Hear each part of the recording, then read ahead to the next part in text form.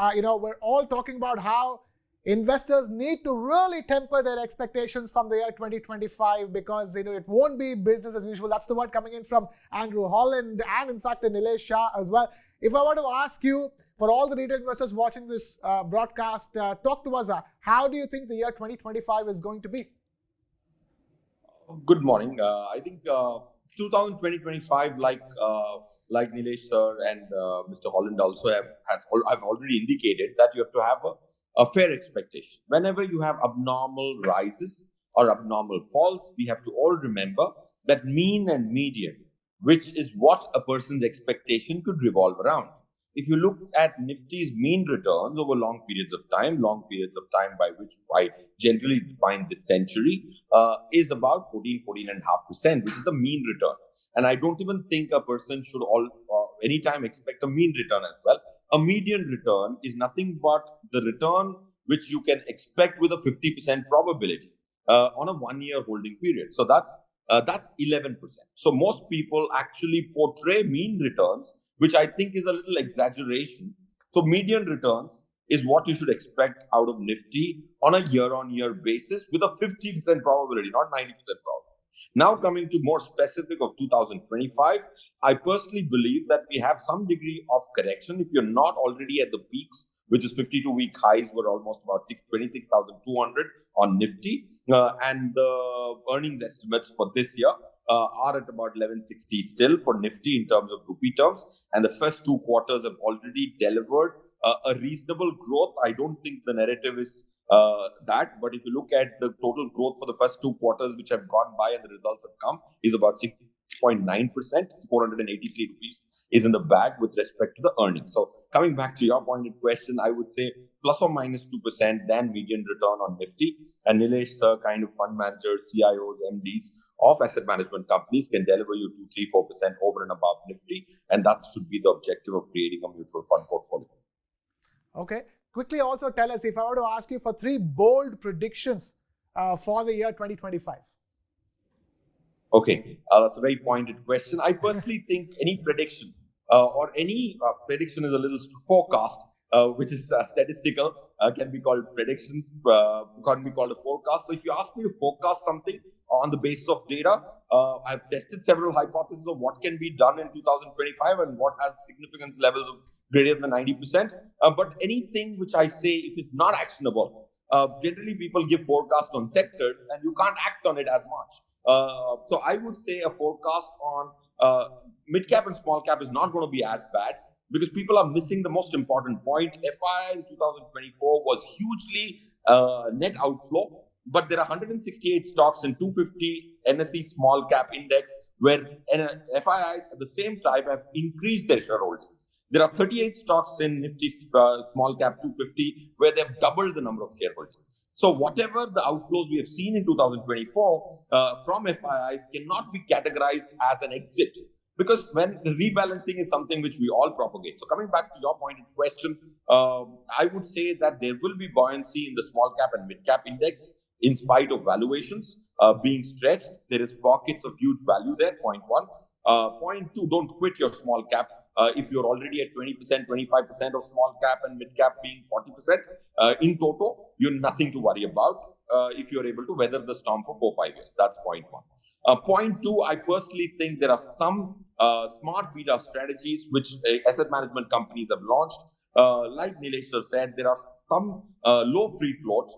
So P's have a strong correlation to low free float. So I would say some low free float sectors which are garnering a lot of money might see some alphas over Nifty, and that one such index which I see is the newly launched Nifty Capital Market Index. The stocks, about 15 of them, those relatively have a larger demand than supply.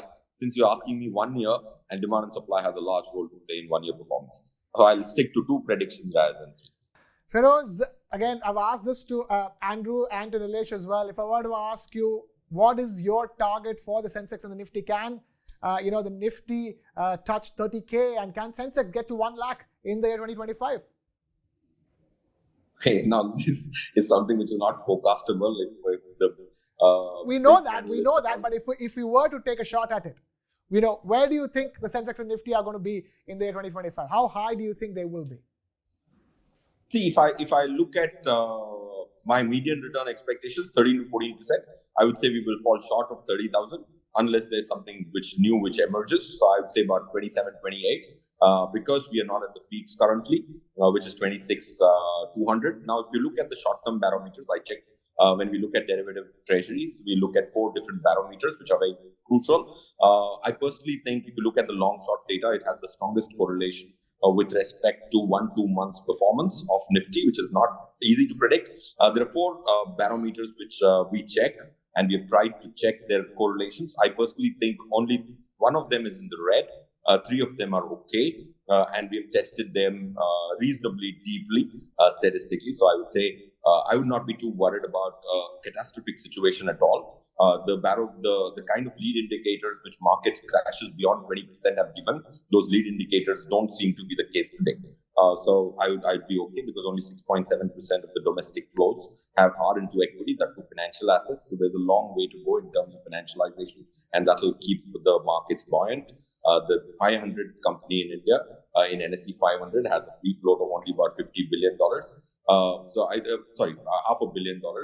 So I personally think there's not enough free float in India to be able to absorb the country, 140 crore country's savings, who are good at saving. Okay, quickly, if I were to ask you, any particular sectors, according to you, where investors should be putting their money in, and any particular sectors where you think investors should be taking their money out of? So I personally think IT as a sector will go through a paradigm shift over the next 3 years, not about 3 months.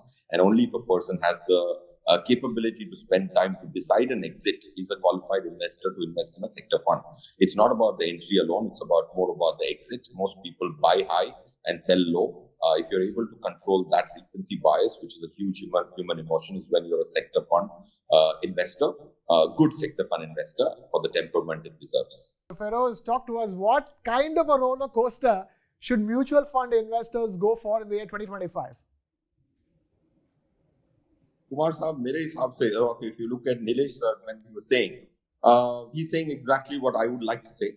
But let me break down an investor into 2-3 categories. Like the barometer which Nilesh sir said, for somebody to actually look at their risk appetite and understand it better, because risk in India or in wealth management industry, unlike treasuries, is spoken in English.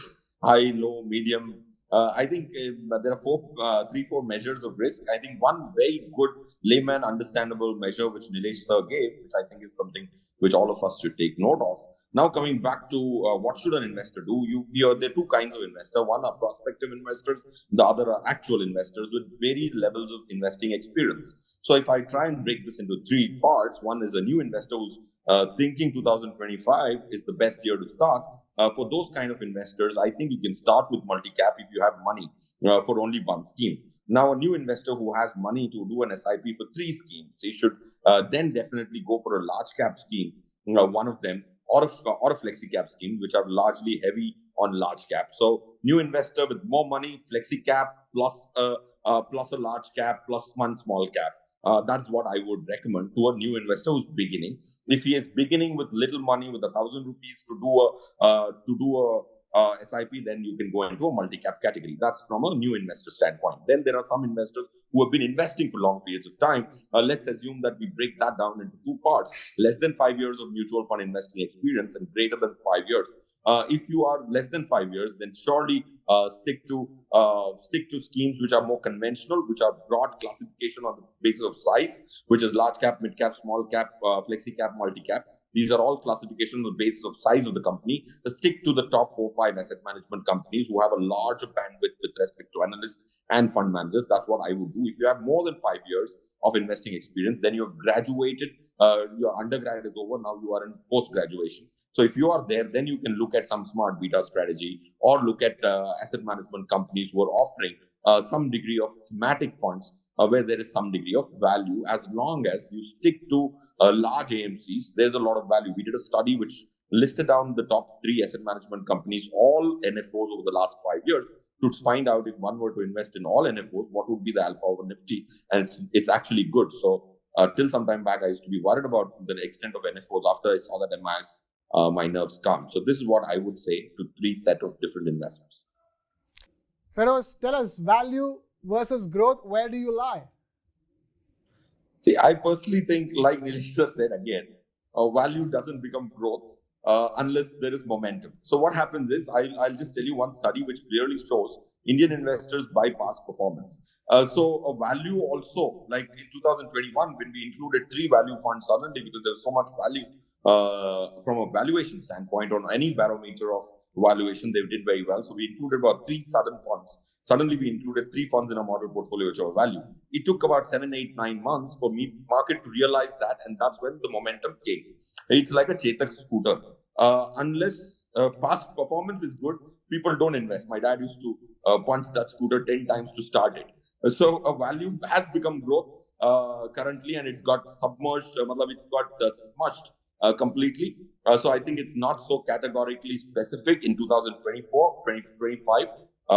Especially this calendar year, I would not be able to categorize between value and growth so easily. That was a sector classification more meaningful in 2022. Now it's both interjected because 83% of small cap funds, surprisingly, Mr. Kumar, you would realize that have chosen Nifty as their tier 2 benchmark.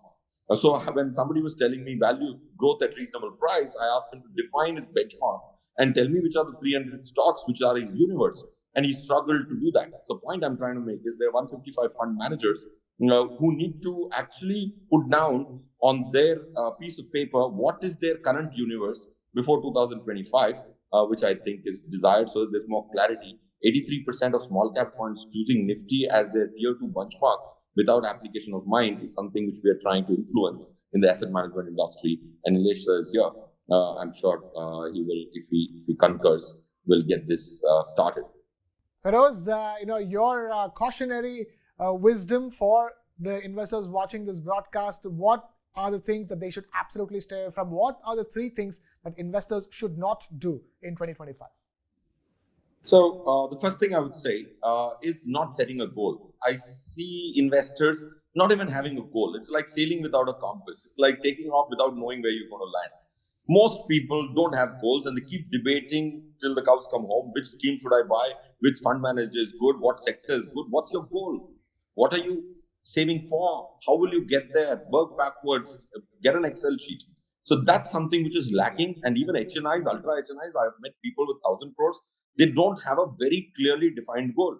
Log kehte hain, jitna paisa ban jaye, utna acha.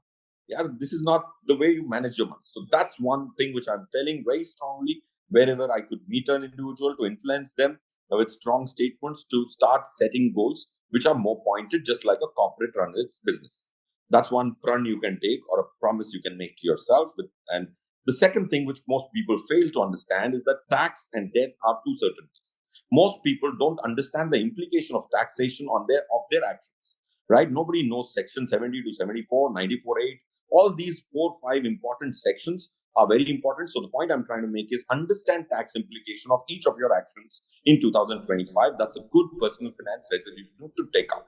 The third thing will, of course, be veto of Nilesh sir. Don't dabble in derivatives, and I'll give you some pointed reasons why dabbling in derivatives, unless you understand what are option Greeks. Option Greeks and second order option Greeks are not even known to people. What is delta, gamma, theta, vega, rho, or vera and beta are not known. If you don't know these seven, you are a speculator in options market. The second point I'm trying to make is there is one circular which came on 22nd March 2020, which was before the lockdown. There was one circular which limits Indian markets to have unlimited short selling. That's one of the prime reasons why Indian markets have delivered lesser volatility than S&P 500. Nifty has lesser standard deviation than S&P 500 from that date on. So markets are stable is why people have not lost their shirt because of this circular. I personally think the volatility is lower is why people have been able to survive. Don't expect that to happen. Third, like Nilesh sir said, there are enough algorithms where you can use AI and induce volatility in the market. Nifty itself has become a derivative of the derivative market today. And that's why I think you should remain out of it. But one survey I did in 3 of the events which were retail, which I participated in, to understand, we asked them 2 questions. Do you do derivatives? If 100 people said they do derivatives, we asked the same 100 people, how many of you do SIP? You'd be pleased, and the regulator would also be pleased. 72% of the same guys who are doing derivatives are also respecting disciplined investments, which is SIP.